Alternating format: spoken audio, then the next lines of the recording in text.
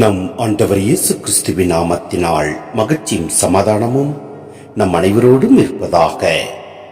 கலாத்தியர் 4:1-7 முடிய. நான் சொல்வது இதுவே: தந்தையின் சொத்து அனைத்துக்கும் உரிமை உடையோர் சிறுவராய் இருக்கும் வரை அவர்களுக்கும் அடிமைகளுக்கும் வேறுபாடு எதுவும் இல்லை. தந்தை குறித்த நாள் வரும் வரை அவர்கள் மேற்பார்வையாளர்களுக்கும் பொறுப்பாளர்களுக்கும் கீழ்ப்பட்டிருக்கிறார்கள்.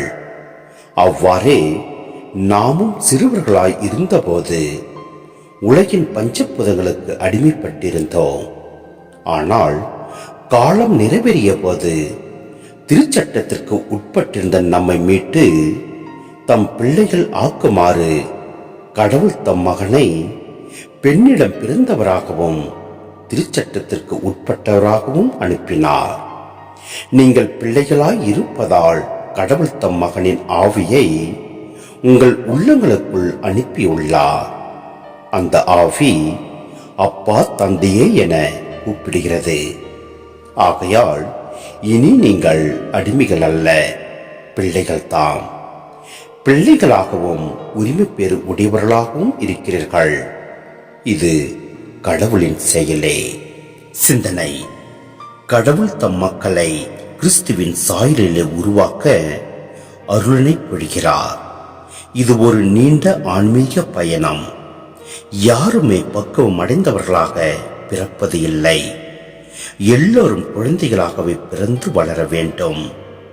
இதே போன்று ஒவ்வொரு மனிதரின் வரலாறும் பண்பாடும் சிறிய அளவில் தொடங்கி வளர்ச்சி அடைவதை நாம் பார்க்கிறோம். இதே போன்று மதங்களில் கூட மனிதர்கள் உலகின் சக்திகளுக்கு பயப்பட்டு வாழ்ந்த தொடக்க நிலைகளை நாம் காண முடிகிறது. ஐம்பெரும் பூதங்கள் மனிதரை அடிமைப்படுத்தும் சக்திகள் என்று அக்காலத்தில் பலரும் நம்பினர்.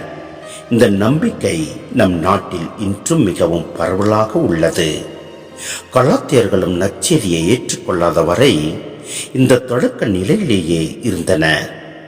கிறிஸ்துவ நம்பிக்கை ஏற்று வாழும் நிலையில்தான் இவர்கள் முதிர்ச்சி பெற்று கிறிஸ்துவின் சாயலை அடைவர். இயேசு மனிதரை மீட்க மனிதருள் ஒருவராக உதித்தார். யூத குலத்தில் பிறந்து சட்டத்தின் அடிப்படையிலே கல்வி பயின்று அந்த கலாச்சாரத்தில் வளர்ந்தார். இயேசு இவ்வாறு மனிதரில் ஒன்றாக கலந்தே நம்மை மீட்டார். எனவே நாம் பஞ்சபூதங்களுக்கு அடிமையாகாமல் நம் ஆண்டவரில் நம்பிக்கை கொண்டு அவரில் நிலைத்து நிற்போம். எல்லாம் அல்ல இறைவன் நம்மை நிறைவாய் ஆசீர்வதிப்பார். ஆமேன்.